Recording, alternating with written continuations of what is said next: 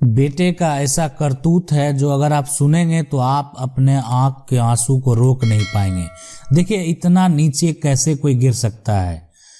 अभी जैसे अगर आप मान लेते हैं एक पिता है और पिता के पास अपनी संपत्ति है और पिता आपका जो है वो वृद्धा आश्रम में अगर रह रहा है, आप अपने बूढ़े माँ बाप को अगर वृद्धा आश्रम में रखे हुए हैं तो आप शर्म कीजिए, एक दिन आपको आपका बेटा भी उसी आश्रम में जाके छोड़ेगा।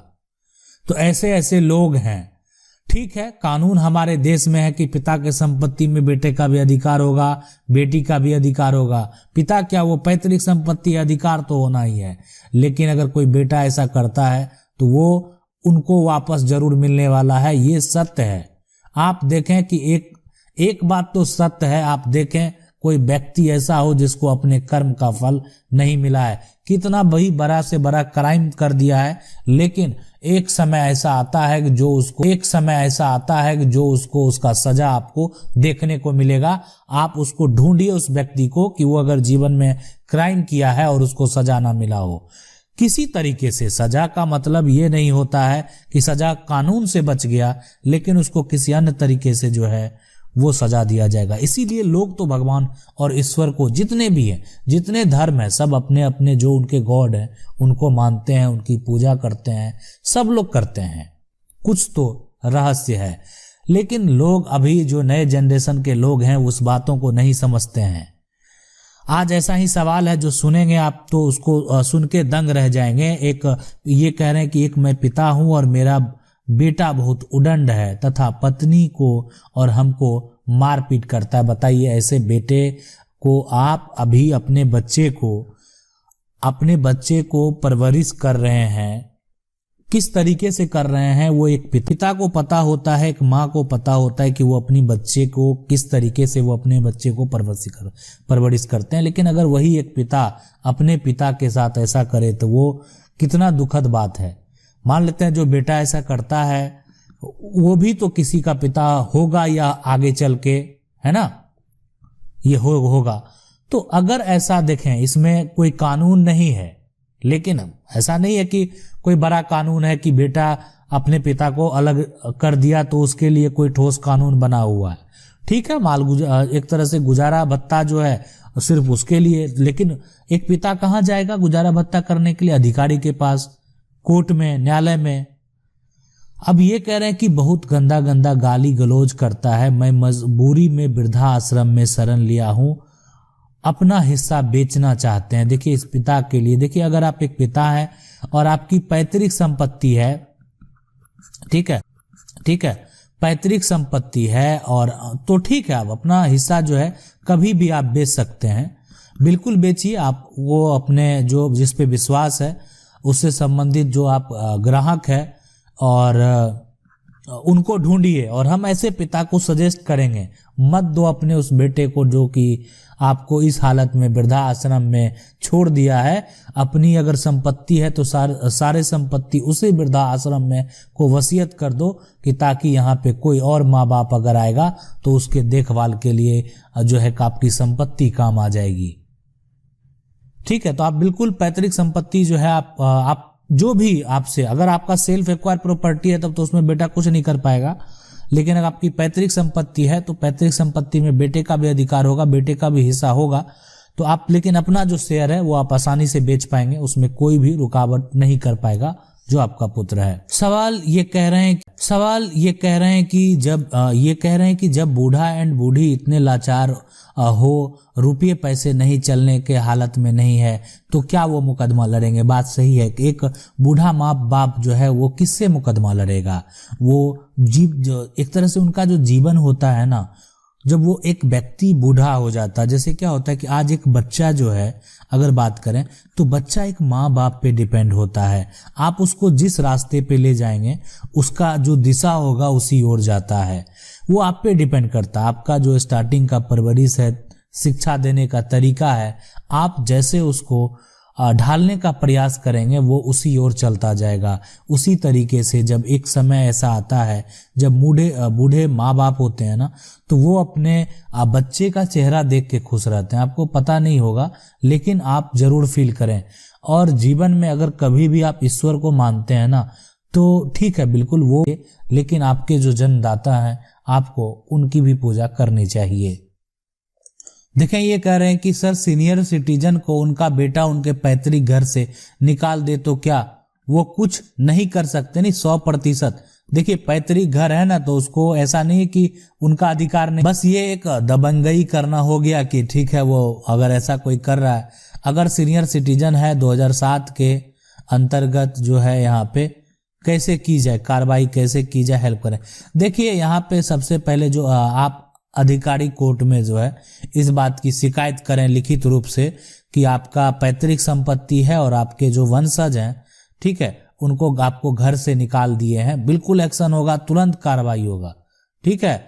और आप बिल्कुल चिंता नहीं करें, अगर आप ऐसा कोई करता है ना तो वो उस संपत्ति से भी वंचित रह जाएगा, आप ये समझ लें। लेकिन फिर भी अगर आपका संपत्ति पैतृक है तो पैतृक घर में उसका भी अधिकार होगा, लेकिन आपका भी समान अधिकार होगा, और ऐसा करने वाले को आप संपत्ति देंगे नहीं।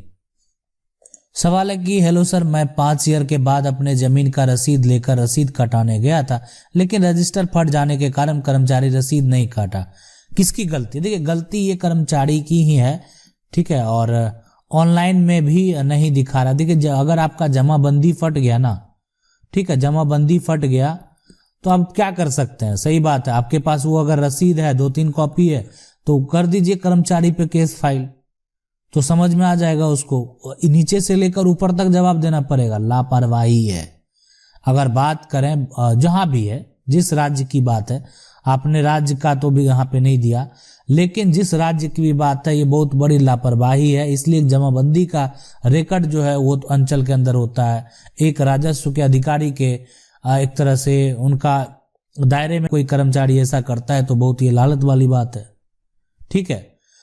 सबसे बड़ी यहाँ पे दिक्कत एक ये है कि आपने 5 साल बाद गया, तो ये भी एक आपका एक तरह से बोल सकते हैं कि आपका जो भी मालगुजारी है, जो भी सरकार का टैक्स है, वो टाइम से जमा करना चाहिए और उसमें विलंब नहीं करना चाहिए। आपको भी अपने संपत्ति का देखरेख, कागजात का देखरेख करना चाहिए, और ऑनलाइन नहीं हुआ था तो उसको ऑनलाइन करवाने का भी प्रयास करना चाहिए।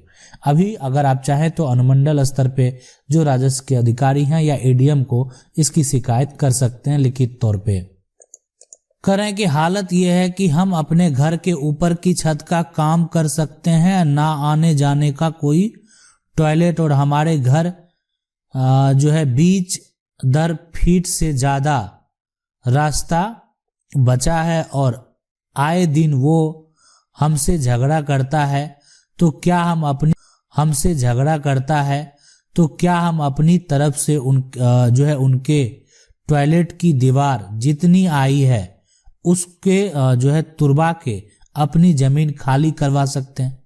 वो टॉयलेट वो यूज नहीं करता, ठीक है। और देखिए, अगर कोई तोड़फोड़ करना है अभी आपको चक्कर में, अब यह है कि हमारी जमीन जो है हड़पने के चक्कर में जानबूझ के वो नहीं रहा है, तो क्या हम खुद तुरबा सकते हैं?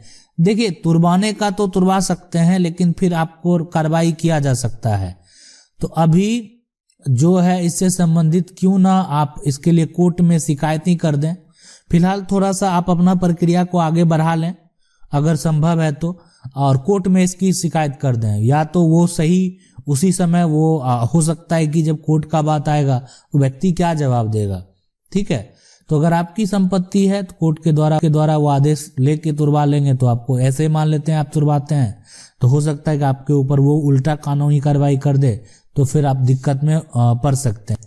करें कि सर, अगर पिता की संतान केवल 2 लड़कियां हैं और पिता की मृत्यु 2005 से पहले हो गई है, तो उसे जो है यहाँ पे देखिए 2 लड़की है ना, तो संपत्ति सिर्फ लड़की का होगा, इसलिए कि वो उसका उत्तराधिकारी है, ठीक है। 2005 से पहले हुई है या उससे भी पहले हुई है, अगर उनका कोई भी पुत्र नहीं है तो संतान सिर्फ लड़कियां हैं, तो उसका जो संपत्ति है उसकी उत्तराधिकारी सिर्फ उनकी पुत्री होगी और कोई नहीं।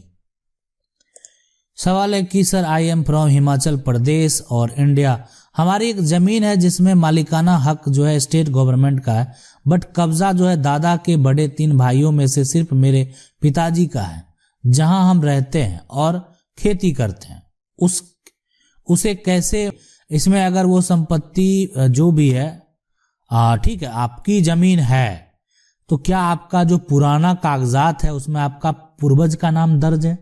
अगर दर्ज है, अब वो राज्य सरकार के नाम से हो गया है, तो टाइटल सूट राज्य सरकार के ऊपर होगा कि आखिर किस आधार पर राज्य सरकार के नाम से हुआ। जबकि आप अपना प्रूफ देंगे कि आपका पुराना दस्तावेज आपके नाम से दर्ज है, ठीक है, तो उस केस में फिर आप इसको पा सकते हैं, इसका सुधार का आदेश हो जाएगा और ये आपका सुधार हो जाएगा। सवाल है कि माँ के नाम से जमीन है, एक ही बेटा है, बहन 4 है, क्या बेटा के नाम से जमीन होगा, पिता नहीं है? देखिए, माँ के नाम से अगर जमीन है ना, एक ही बेटा है, तो बिल्कुल बेटा के नाम से होगा और बहन के नाम से भी होगा अगर मान लेते हैं।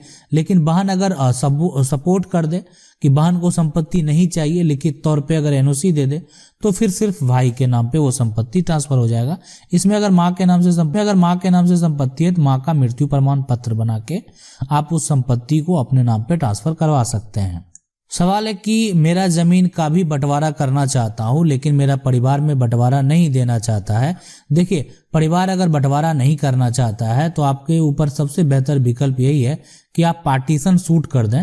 पार्टीशन सूट का जब नोटिस आएगा, ठीक है, अगर आपका ग्राम पंचायत से मामला निपट जाता है तो पहले आपको ये प्रयास करना चाहिए, नहीं तो आप पार्टीशन सूट करेंगे तब उनके पास कोई विकल्प नहीं बच जाता है। इसलिए कि उनको तो, जब आप हिस्सेदार हैं तो उनका अपना हिस्सा तो देना ही पड़ेगा किसी भी हालत।